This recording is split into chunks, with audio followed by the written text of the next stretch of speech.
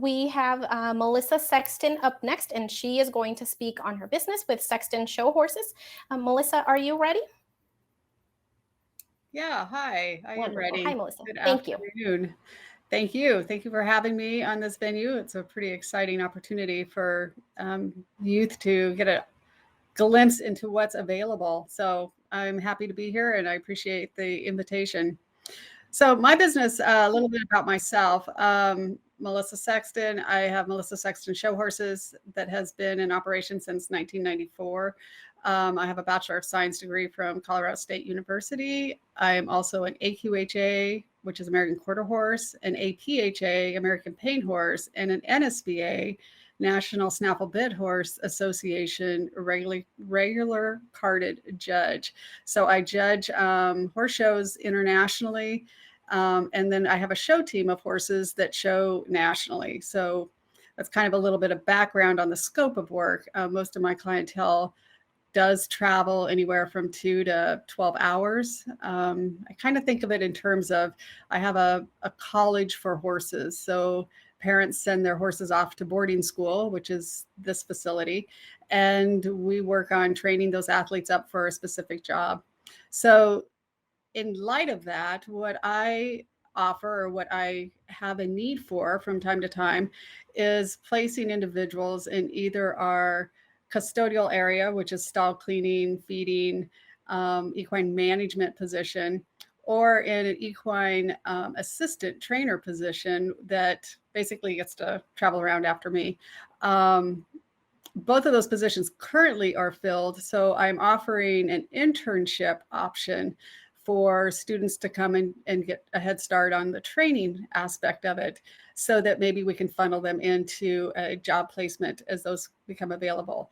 I do have interns that have interned first and then become employed. That's generally the track that I prefer, just because they get a good, well-rounded education as to what we expect and what the care necessary is. The horses are very expensive and they do require a lot more care than maybe just a recreational horse would. So they're specific on diets, they're specific on what veterinarian care we can offer them. They are athletes like an Olympic athlete would be, so they are drug tested regularly. So it's a pretty finite, attuned environment for those horses, and it's managed very, very tightly. So, um, from a animal husbandry standpoint, the one job would encompass, daily cleaning of stalls, watering, feeding, turning the horses out, bringing them back in, um, general cleanliness of the environment that they're in. Sometimes some tractor work, depending on the interest and abilities of the applicant. The other position is a little bit more hands-on with the horses.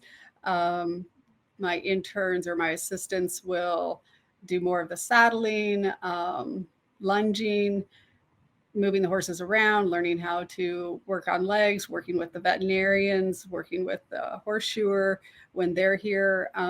So it's a little more hands-on position. Um, to allow you to really increase your scope of knowledge with the horses. Um, so yeah, that's kind of a little bit of background. I pretty much raced right through that. So is there questions with that?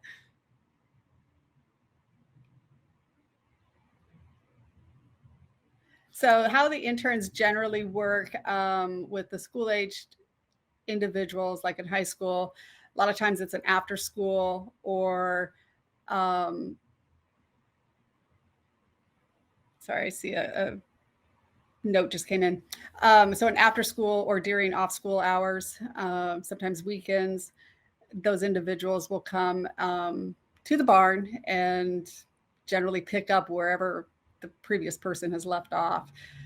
So skills, the question is, what type of skills are we looking for? Really someone that's pretty self-motivated, very flexible, being in an ag industry, a lot of things come up just on a whim. And so we can have a great plan for the day and it all go out the window in a heartbeat because somebody's sick or somebody gets hung up at the fence. Or so flexibility is a big piece. I don't necessarily need anyone with horse background. If you have horse background, that's great, but it's certainly not a prerequisite for this job, because I will do most of the training. So age requirements, there really isn't. I have some kids that are junior high. High school is a little bit better age, but that 7th, 8th, 9th grade is a possibility. Obviously, for employment's sake, we do employ after 18. So those people that are a little bit older generally can step into a paid position sooner. But there is some opportunities there. It is a minimum wage job. So yeah, that's, I think, hourly rate. So yeah, minimum wage is what the pay is. If you were to travel, if that was an individual that traveled to the shows with us, then all those expenses are paid too.